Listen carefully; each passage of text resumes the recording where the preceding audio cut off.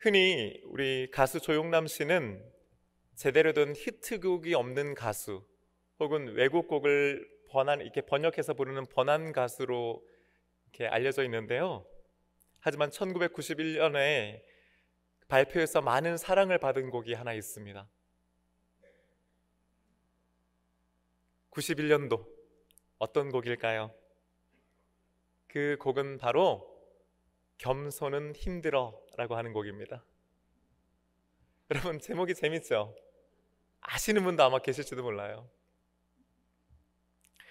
근데 가사는 더 재밌습니다. 한번 들어보세요. 세상에는 이런 사람 저런 사람, 세상에는 잘난 사람 못난 사람, 많고 많은 사람들이 있지만 그 중에 내가 최고지. 그러면서 후렴 부분이요, 겸손은 힘들어, 겸손은 힘들어, 겸손은 힘들어, 겸손은 힘들어, 이렇게 해요. 2절은요, 돌아가신 우라버지 우러머니 나더러 겸손하라 하셨지만 지금까지 안 되는 건 딱 한 가지, 그건 겸손이라네. 겸손은 힘들어. 이게 후렴 부분이 반복되는 거예요. 이거 제가 불러드려야 이게 제대로 살거든요. 여러분, 노래가요 뭐 특별한 건 없어요. 노래가 뭐 어려운 것도 아니에요. 그렇다고 해서 이게 뭐 아주 뭐 연주가 빠방해서 정말 음악적인 완성도가 높은 곡이냐? 뭐 또 꼭 그렇지도 않은 것 같습니다. 그냥 어쿠스틱 기타 반주에 그 남성 그 아카펠라 코러스가요, 빰빠바밤 빠바밤 빠밤 빠바밤, 이걸 계속 반복해요. 이거 더 부르고 싶네요, 이거. 이 박수의 의미는 뭡니까? 자, 다음번에 제가 뭐 그렇다고 해서 조용남 씨가 이걸 뭐 아주 뭐 대단한 발성으로 뭐 엄청난 힘을 가지고 부르는 곡도 아니에요. 그런데도 이 곡이 꽤 인기를 끌었습니다. 참고로 이 곡은요, 2012년도에 리쌍이라고 하는 남성 듀오가 리메이크를 했어요. 그때도 사랑을 많이 받았습니다. 1991년 그리고 2012년, 왜 이 곡은 이토록 오랜 기간 동안에 사랑받고 리메이크까지 되는 걸까요? 저는 무엇보다도 이 노래의 솔직한 가사 때문이 아닐까 싶은 생각이 듭니다. 겸손, 해야 한다는 건 아는데 참 쉽지 않아요. 겸손은 힘들어. 심지어 돌아가신 부모님께서 유언과도 같은 말씀으로 겸손해라 가르쳐 주셨어도 다른 건 어떻게든 다 들어드리겠는데 딱 한 가지 안 되는 게 뭐라는 거예요. 겸손, 이건 안 돼요. 제가 대학교 다닐 때에 그 학교 합창단 지휘를 제가 한 2년 반 동안 했었습니다. 단원들이 한 80명 정도 됐었는데요. 여러분 생각해 보세요. 20대 그 초중반의 젊은 친구들이 한 80명 모여서 이렇게 찬양단을 하니까 소리가 얼마나 좋았겠어요. 그래서 제가 지휘를 맡고 나서 첫 번째 정기 공연을 했었는데 그 한신대학교 채플실 강당 거기가 꽉 찼었습니다. 그리고 아주 연주에도 성공적으로 잘 맞춰졌어요. 다 끝나고 나서 뭐 박수가 막 나오고 환호성이 나오고요. 제 어깨가 어떻게 됐겠습니까? 그냥 옷을 뚫고 나올 뻔했었어요. 막 사람들 만나서 악수하고요, 막 이제 격려 받는 거죠. 신이 났어요. 근데 제 선배 한 분이 제 옆에 조용히 오더니 제 손을 꽉 잡는 거예요. 그러면서 저한테 이렇게 얘기했어요. 좋지? 가만히 있어. 그분이 누구셨냐면은 제 전임 지휘자였어요. 제 선배님. 지금은요 생각해보면 참 그 선배가 고마웠어요. 하지만 그때 당시에는요, 부러운갑다. 저 그렇게 생각했었습니다. 제 경험으로도요, 겸손은 쉽지가 않더라고요. 여러분은 어떻습니까? 겸손했어야 했는데 겸손하지 못했던 때, 굳이 뭐 겸손할 필요까지 없는데도 그래도 내가 그래도 겸손해야지 했던 때들이 아마 여러분들에겐 다 있으실 겁니다. 생각해보면 우리들 모두는 가수 조용남 씨가 부모님으로부터 겸손하라는 말씀을 들으면서 자란 것처럼 우리들도 다 부모님으로부터 그런 말을 들으면서 자랐지요. 또 시간이 흘러서 이제는 우리가 자녀를 낳고 키우면서 우리가 우리 자녀들에게도 뭐라고 말해요? 겸손해라. 어디 가서 꼭 겸손해야 한다 가르칩니다. 왜 우리는 이렇게 겸손하라고 하는 말을 들으면서 자랐고 또 우리 자식들에게도 겸손하라고 가르치는 걸까요? 여러 이유들이 있겠지요. 그런데 그 중에서도 제일 먼저 떠오르는 이유는 겸손하지 않으면, 바꿔 말하면 교만하면 다른 사람들로부터 미움을 받기 때문이 아닐까 하는 생각을 해봅니다. 사람들은 교만한 사람을 싫어하죠. 심지어 교만한 사람들도 다른 사람이 교만하면 그거 좋아하지 않습니다. 반대로 사람들은 겸손한 사람을 좋아하지요. 겸손하면 사람들로부터 좋은 평가도 받습니다. 이것을 조금 더 발전시키면 겸손이 우리의 인간관계 형성에 상당한 영향을 끼치기 때문이라고도 할 수 있겠습니다. 겸손한 사람은 적어도 적을 만들지는 않지요. 사람들은 겸손한 사람 곁에 있고 싶어 합니다. 그리고 그 겸손한 사람과 친구가 되고 싶어 하지요. 따라서 겸손한 사람은 보다 폭넓은 인간관계를 맺을 수도 있다라고 하는 말이 되기도 하는 것입니다. 당연히 사회생활을 하는데도 겸손은 도움이 됩니다. 교만한 것보다는 겸손한 것이 여러모로 인간관계에서나 또 사회생활을 할 때도 도움이 됩니다. 우리가 겸손해야 한다라고 생각하는 아주 현실적인 이유가 아닐까 생각합니다. 또 다른 이유가 있다면은 그것은 인류가 오랜 기간 동안에 사람을 평가하는 하나의 기준으로 겸손하냐 그렇지 않느냐를 보아왔기 때문일 겁니다. 동서고금을 막론하고 겸손은 늘 언제나 한 사람이 갖춰야 되는 기본적인 덕목으로 여겨져 왔습니다. 어느 시대나 겸손은 한 사람의 인격을 판단하는 중요한 기준이 되었기 때문이지요. 저 사람 어떤 사람이야 라고 할 때 꼭 빠지지 않는 것 중에 하나가 저 사람 겸손한 사람이야 혹은 저 사람 교만한 사람이야 하는 것이기 때문일 겁니다. 우리 모두가 알다시피 기독교에서도 당연히 겸손을 강조합니다. 사실 우리들이 생각하는 것 이상으로 성경이 겸손을 강조하고 있다는 것 여러분 혹시 아십니까? 말씀을 찾아보다 보면요, 겸손에 대한 혹은 겸손해야 한다라고 하는 것에 대한 상당한 많은 말씀들이 기록되는 것을 우리는 알게 됩니다. 그렇다면 기독교는 또는 성경은 왜 겸손을 이토록 강조하는 것일까요? 대체로 우리들은요, 겸손을 죄와 연결시켜 생각하곤 하지요. 예를 들면 이런 겁니다. 겸손의 반대는 뭡니까? 교만이죠. 잠언 16장 18절 말씀은 교만에 대해서 이렇게 증거합니다. 교만은 패망의 선봉이요 거만한 마음은 넘어짐의 앞잡이니라. 아멘. 성경에서 교만이라고 하는 단어를 쭉 검색해 보면요, 이 교만은 주로 망함, 저주, 심판, 하나님께서 내치심과 같은 단어들과 연결되어 있어요. 한마디로 교만은 죄이다. 하나님께서는 죄를 미워하시는데 특별히 어떤 죄를 미워하셔요? 교만이란 죄를 미워하신다고 강조하고 있는 겁니다. 따라서 우리들은 이런 말씀들을 읽을 때마다 교만하지 말아야지, 곧 뭐예요? 죄 짓지 말아야지라는 생각을 하고 한다는 겁니다. 하지만 과연 정말 그렇게만 하냐는 거예요. 그냥 우리가 교만하지 않고 겸손한 것은 더 착한 그리스도인 혹은 더 나은 그리스도인이 갖추어야 되는 중요한 덕목 정도에 불과한가 하는 것입니다. 그리스도인, 한 걸음 더 나아가서 이왕이면은 겸손한 그리스도인이 되는 것이 이왕이면 더 낫고 더 훌륭하고 더 인격적으로 나아 보이기 때문에 그래야 하는 것인가 라는 거예요. 우리가 성경 말씀을 읽어보면요, 그렇지 않다는 것을 알게 됩니다. 무엇보다도 우리가 겸손해야 하고 겸손하기 위해서 노력해야 되는 이유는 우리들의 주님이시요 우리의 구원자이신 예수님께서 겸손한 분이셨기 때문인 줄로 믿습니다. 오늘 본문 말씀 8절은 이렇게 기록하고 있지요. 사람의 모양으로 나타나사 자기를 낮추시고. 아멘.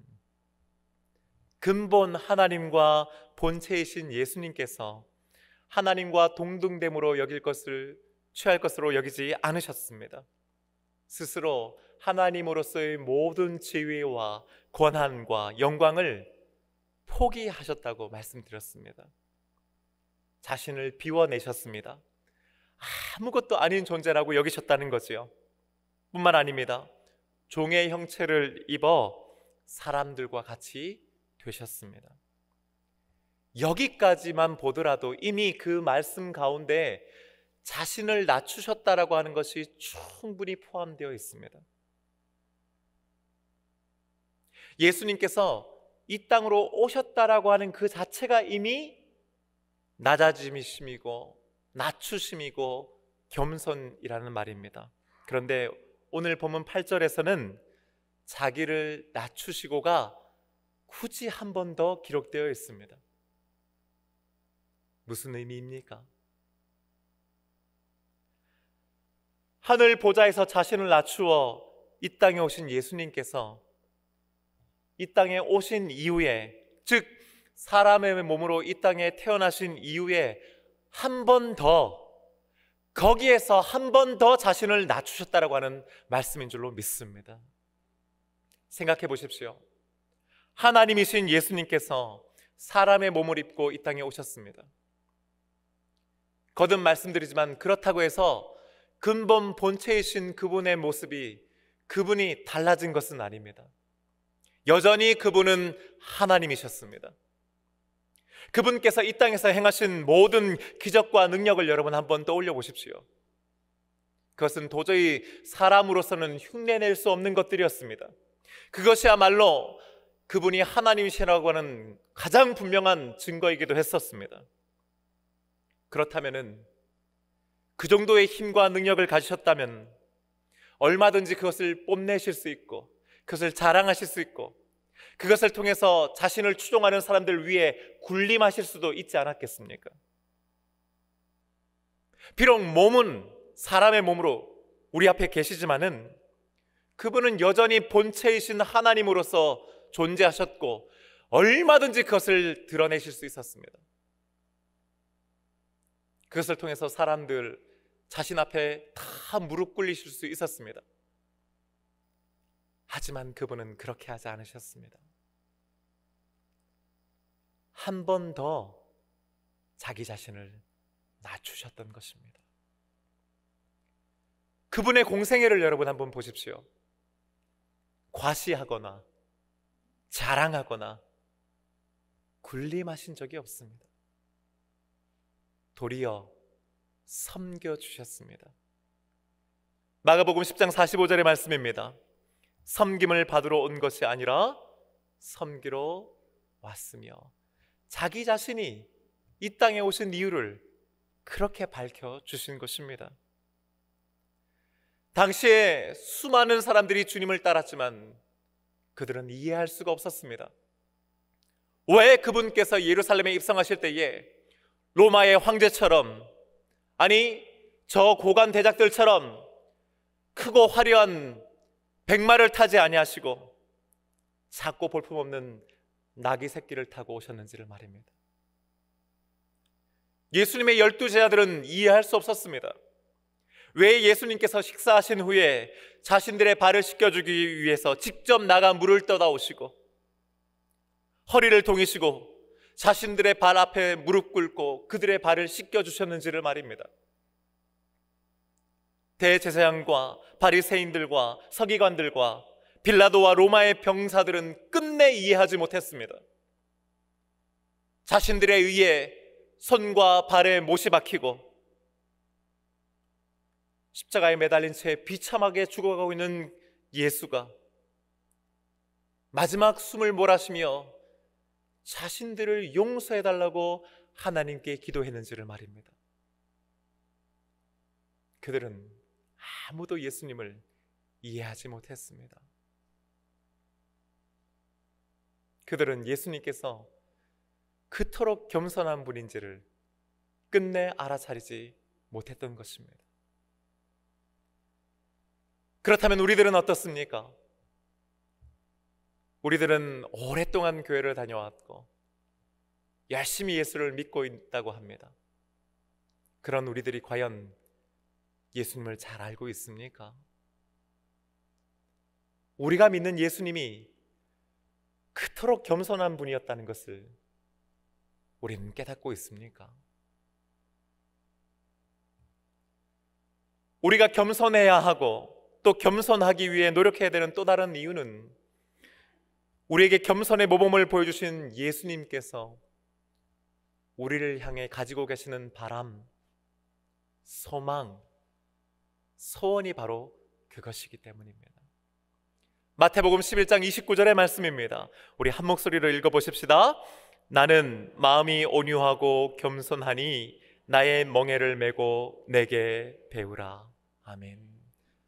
자기를 낮추어 겸손하신 예수님께서는 그런 자신을 배우라고 우리에게 말씀하십니다. 여러분, 이것을 오해하지 마십시오. 이것은 결코 강요나 협박이 아닙니다. 일방적인 통고나 추상과도 같은 명령이 아닙니다. 이것은 오히려 우리를 향한 따뜻한 초대의 말씀입니다. 제 아들은 누가 과연 더 큰 자이냐를 놓고 논쟁을 벌였습니다. 그리고 예수님께 와서 여쭈어 보기까지 하였습니다. 그런 제자들을 향해서 주님께서 주신 교훈은 마태복음 18장 4절의 말씀, 누구든지 이 어린아이와 같이 자기를 낮추는 사람이 천국에서 큰 자니라, 바로 그것이었습니다. 잔치집에 초대받은 손님의 비유로도 말씀하셨습니다. 무릇 자기를 높이는 자는 낮아지고 자기를 낮추는 자는 높아지리라. 아멘. 예수님께서 제 아들의 발을 씻겨주신 이유를 제 아들은 알지 못해 어리둥절했습니다. 그러자 그런 그들을 향해 주님께서는 또한 이와 같이 말씀하셨습니다. 내가 주와 또는 선생이 되어 너희 발을 씻었으니 너희도 서로 발을 씻어주는 것이 옳으니라. 아멘. 뿐만 아니지요, 누가 큰 자이냐를 놓고 서로 논쟁하던 그들을 향해 주셨던 말씀 역시 너희 중에 큰 자는 너희를 섬기는 자가 되어야 한다고 가르쳐 주신 것입니다. 여러분, 이런 주님의 말씀을 한번 잘 귀 기울여 들어보십시오. 주님께서 우리를 낮아져야 한다, 겸손해야 한다라고 하는 말씀으로 초대하시는 이유가 그냥 그게 더 좋아 보이고 더 나은 사람이 되고 더 착한 사람이 되고 더 훌륭한 사람이 되게 하기 위함입니까? 아닙니다. 그것이 진리이기 때문입니다. 그것이 우리에게 생명이기 때문입니다. 그것이 하나님 나라의 기본적인 원리요, 그래야만 천국에서 인정받을 수 있기 때문인 줄로 믿습니다. 우리는 현실적이고 사회적이고 도덕적인 이유들을 들어 겸손해야 한다라고 말하고 겸손한 것을 높게 평가해 줍니다. 맞습니다. 하지만 동시에 그것만은 아닙니다.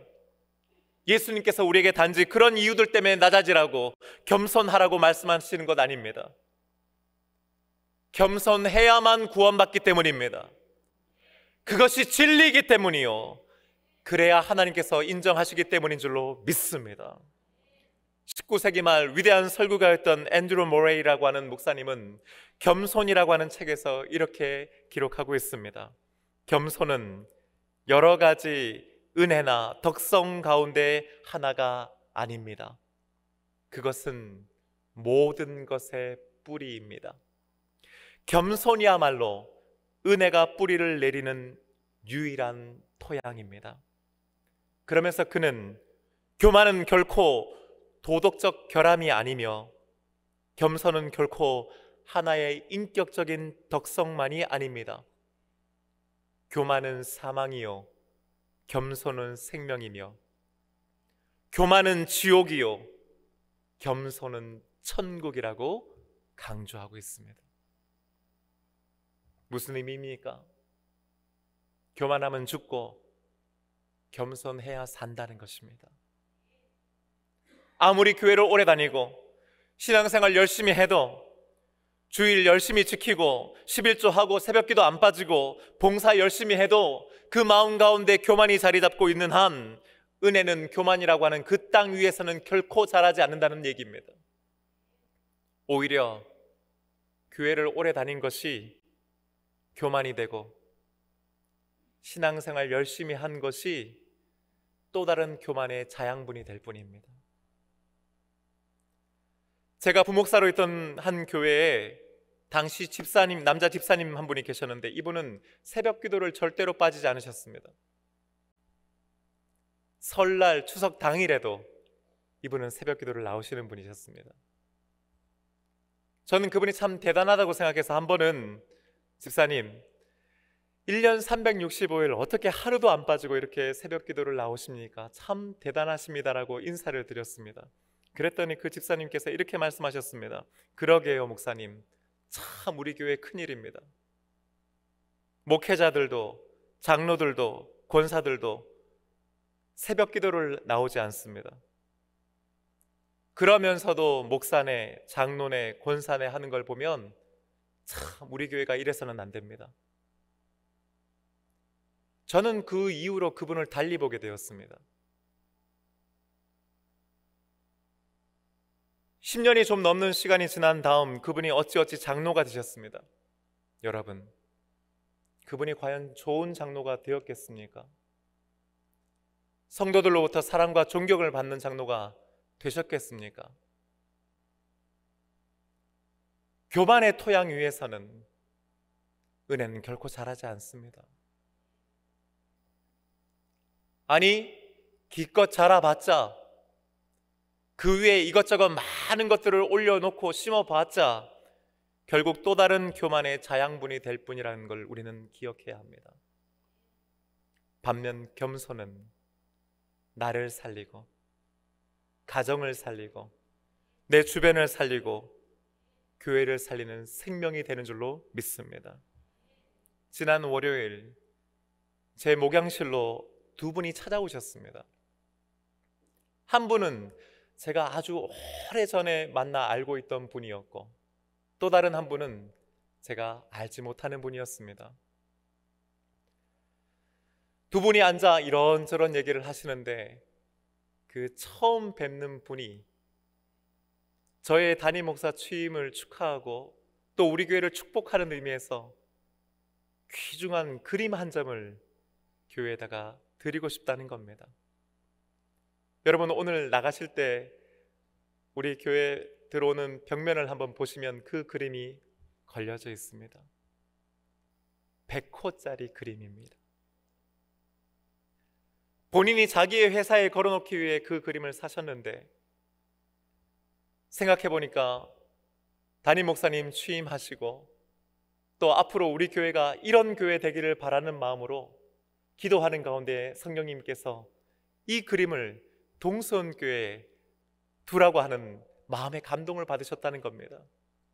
그러면서 자신이 살아온 이야기를 조금 저에게 들려주셨습니다. 저에게 그것이 얼마나 큰 은혜가 되었는지 모릅니다. 그분이 저에게 100호 그림을 교회에 기증한다고 말씀하시면서 전제하셨던 것은 딱 하나, 목사님, 그 누구도 알지 못하게 해 주십시오. 저는 지금도 그분의 이름 석자 외에는 그분에 대해서 아는 것이 아무것도 없습니다. 짧은 만남이었지만은 그분과의 만남을 통해 그분의 말씀을 들으며 겸손이라고 하는 단어 하나를 저는 떠올리게 되었습니다. 그리고 그 말씀을 듣는 내내 제 마음이 얼마나 은혜로 충만했는지 모릅니다.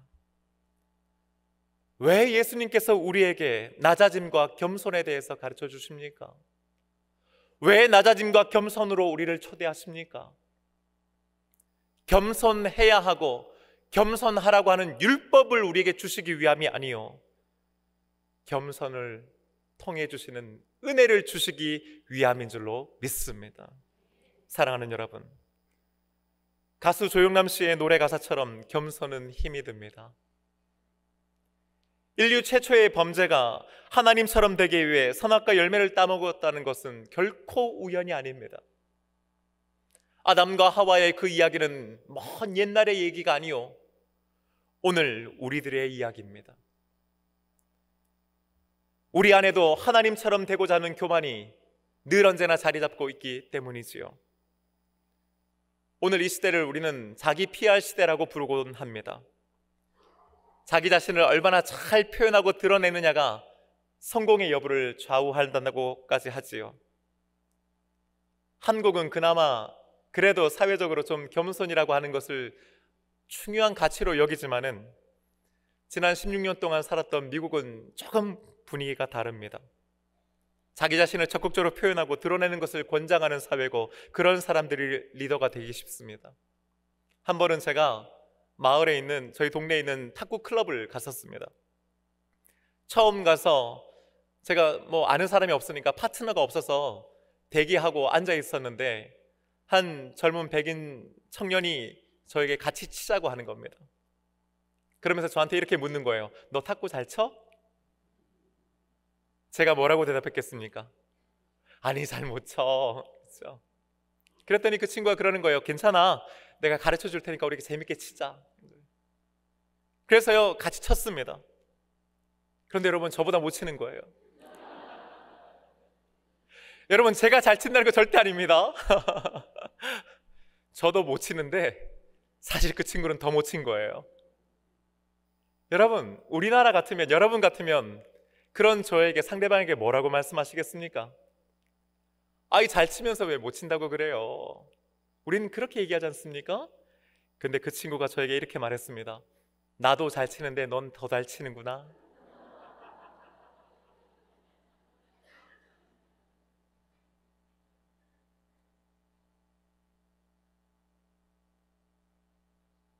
이런 사회가 바로 미국 사회거든요. 그런데 여러분, 제가 16년 동안 미국 살면서 한 가지 깨닫게 된 것이 있습니다. 그렇게 자기 PR을 좋아하고 잘 해야 한다라고 하는 미국 사람들조차도 겸손한 사람을 좋아합니다. 대림절 넷째 주일입니다. 그리고 내일은 성탄절입니다. 예수님께서는 이 땅에 오시기 전부터 이미 겸손하신 분이셨습니다. 그리고 낮고 낮은 이 땅에 오셨지요. 그럼에도 불구하고 예수님께서는 이 땅에서 한 번 더 자신을 낮추셨습니다.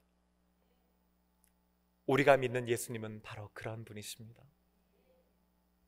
예수님의 마음은 바로 그런 마음인 줄로 믿습니다.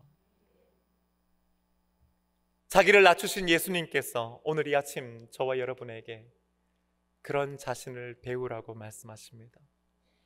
그 낮아짐의 자리, 그 겸손의 자리로 저와 여러분을 초대하십니다. 이번 한 주간, 또 남은 한 해, 저와 함께 그 낮아짐의 자리, 겸손의 은혜를 받아 누리는 저와 여러분 되시기를 주님의 이름으로 축복합니다. 이제 우리 다 함께 자리에서 일어나셔서요, 우리 이렇게 결단하며 함께 찬양하기를 원합니다. 겸손히 주를 섬길 때 괴로운 일이 많으나, 여러분, 세상은 겸손해야 한다라고 끊임없이 말하지만 사실 한꺼풀만 들여다보면은 세상은 결코 겸손하지 않습니다. 아니, 겸손하려고 하면 오히려 그것을 당연하게 여기고 때로는 그 위에 군림하려고 합니다. 괴로운 일이 있습니다. 하지만 주님께서 우리에게 힘 주시면 우리는 능히 겸손하게 이번 한 주간도 살게 될 줄로 믿습니다. 우리 함께 찬양하며 나가십시다.